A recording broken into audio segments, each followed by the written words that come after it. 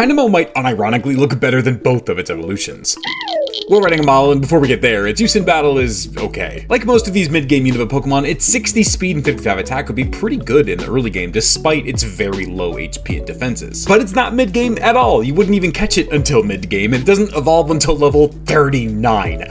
Why? Yes, thanks to Levitate, it has no weaknesses, and the only 4 moves that it gets are pretty good. But 35 HP and 40s in defenses are not going to cut it at all at that point in the game. 1.5 stars. And the only place you can get it that we count here is around the 5th gym in Unova and its sequels. That's it. 3 stars. And you'd think that these levitating electric eel Pokemon would have some really cool concepts, but not really. They're more or less just mixes of electric eels and lamprey. Tynamo, of course, being the larval stage. Cool animals to turn into Pokemon, sure, but they don't do much at all outside of that. 2.5 stars. But as I previously alluded to, Tynamo looks great. Definitely better than Eelektrik, and very differently just as good as Eelektross. The little guy is unique and adorable. The way the electrical yellow line makes it look kind of like a light bulb as a call to the glass eel is pretty cool. I think you guys are a bit low on it here. Sure, it isn't some top tier design, but it is really good for what it is. 4 stars. Which still isn't quite enough to save it from getting 2.75 stars overall and a spot on the bottom 5.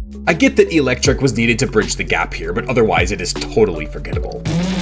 We're running a model, and to be fair, it is surprisingly solid in battle. It is for some reason slower than Tynamo, but it gains quite a bit in, well, everything else. Its stats are pretty good. Its move pool is kind of amazing actually. You can pretty successfully run it as either a physical or a special attacker, including some support from Volt Switch, Acid Spray, and T-Wave. Not that you would ever actually use this thing anyway, but man, how the tiny have risen. 3.5 stars just because of how late you get it. And by that I mean you can't even get Tynamo until the mid-game of Unova, and then you have to grind that useless little thing all the way to level 39, which will get a small penalty down to 2.5 stars. And again, conceptually it takes inspiration from all sorts of different types of eels, lampreys, and other sort of slithery aquatic creatures. Cool, but nothing special. 2.5 stars. But design is where this is very clearly and easily the worst in its line. It doesn't exactly look bad, and I get that it was fairly necessary to bridge the very large gap between Tynamo and Eelektross, but that just ends up leaving it entirely unimpressive and forgettable on its own. It also just kind of dances the line of creepy a bit too closely. Like Tynamo nails cute and Eelektross nails cool until 3D, but this one just ends up looking fine. 3 stars, which does give it the final score of 2.875 stars overall.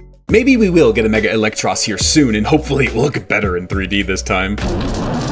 We're running a model, and Eelektross itself is genuinely really awesome to use in battle. Obviously, it has the whole 0 weaknesses thanks to Levitate, just avoid the moles. But even outside of that, it's very versatile. 115 attack and 105 special attack is very good, and 80s in HP and defenses is pretty solid. It is very slow for some reason, but its move pool does play very well into that mixed attacker role. You can absolutely run this thing physically with moves like Coil, Crunch, Wild Charge, Acrobatics, Dragon Claw, U-Turn, and more. Or you could absolutely run it specially with sure less coverage, but more overall damage and even some support with T-Wave, Acid Spray, and the Volt Switch. If it had like 20 to 30 more speed, this would easily be 5 stars, but it doesn't. It's very slow. 4.5 stars in battle prowess. And I think this might be a first for the series. Tynamo's availability was a 3, and then Eelektrik's evolution level brought it down to 2.5, but then the fact that you can evolve it pretty much immediately into Eelektross will bring it back up to 3. And it also takes a step up conceptually. Yes, it's still based on a mixture of different slithery aquatic creatures like lampreys and eels, but now it's actually more than that. They leave the ocean to attack their prey and drag them back into the ocean with their fancy new arms and claws. Which sure isn't a huge change, but it is more than enough to make it feel so much more like a Pokemon or a terrifying fantastical creature instead of just an animal. 4 stars, but design is where it does get very interesting. In the Gen 5 sprites, the way that you can see those little fins almost working as feet and the yellow bits glowing gives it so much more depth and character, one of the more unique looking Gen 5 Pokemon. But then 3D rolled around and absolutely ruined our boy. I get that it's an eel or lamprey style Pokemon, but the way that it's posed here takes all of that aforementioned depth and character away,